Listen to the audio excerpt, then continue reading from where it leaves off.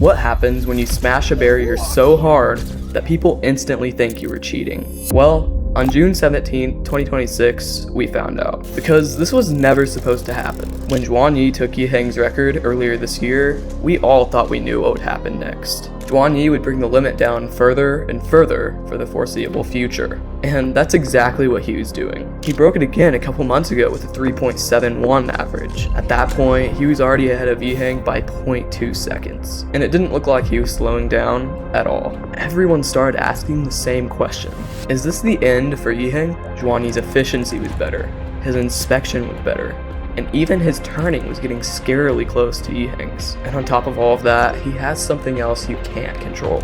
Time. Being 2 years younger is a massive advantage at this level. When Yiheng was Juan Yi's age, he had a 448 average. That's a huge gap when comparing to Juan Yi's 371. So yeah, for a while, it really looked like Juan Yi just had it.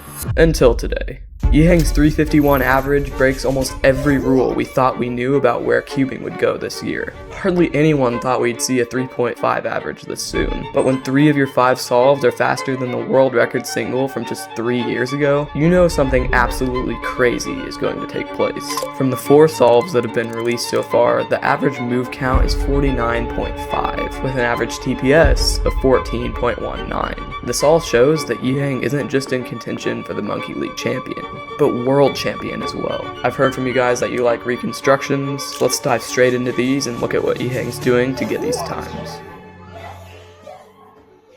Hello everyone, here we are with 4 of the 5 scrambles and solutions. I'm just going to be going through these as he did them. The 368 is first, and I'll put the scramble on screen and in the description. So this one actually does look pretty lucky here. We've got 2 opposite, and then this just needs to be swapped in for here, but we've also got a corner there. What we can do is do a D move to start putting this one in, and then what he's also going to do is put this piece here, and you'll see why in a minute. But then we're going to do that, and puts it in. Now there's this. You can insert into the back like that, and then you have an X cross. And he saw that if you did that first move with this edge, it actually makes a pair here. So he solves that. And then there's a free pair here, which I'm sure he saw in inspection. And then this one splits it up, rotates, and then OLL, PLL. After the X cross, it was pretty straightforward, but yeah, I don't think many people would have seen that X cross into that free pair. That was the 368. Here is the 339.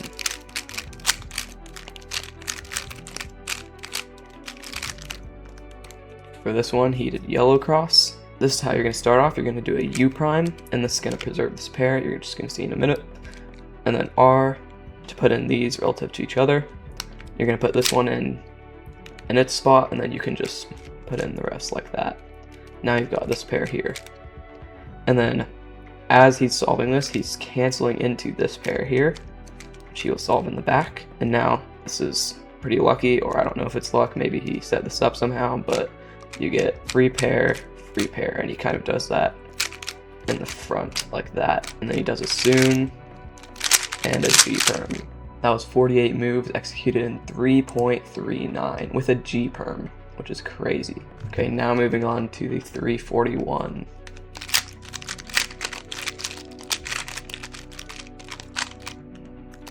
This one doesn't look super lucky to start, but he actually, again, makes an X cross with this, so he's going to hold it with white on the front here, and he's going to put this orange in, and then the green can go in like this next to it, and that sets up this block.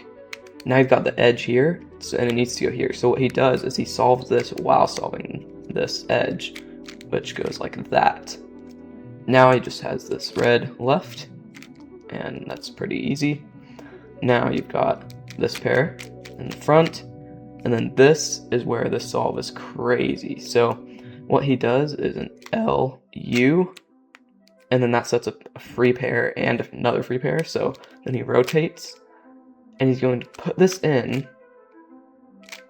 U prime, and then kind of like sledge that in. crazy solution. I don't know how he saw that from the 2 pairs left. Really crazy multi-slot. Okay, now there's the OLL, and this part is actually crazy too because he sees what PLL is after this, so he can cancel into it. So it's going to be this J-perm, but he stays like this and just cancels into the J-perm. This is what that looks like. And finally the last solve, which is a 345.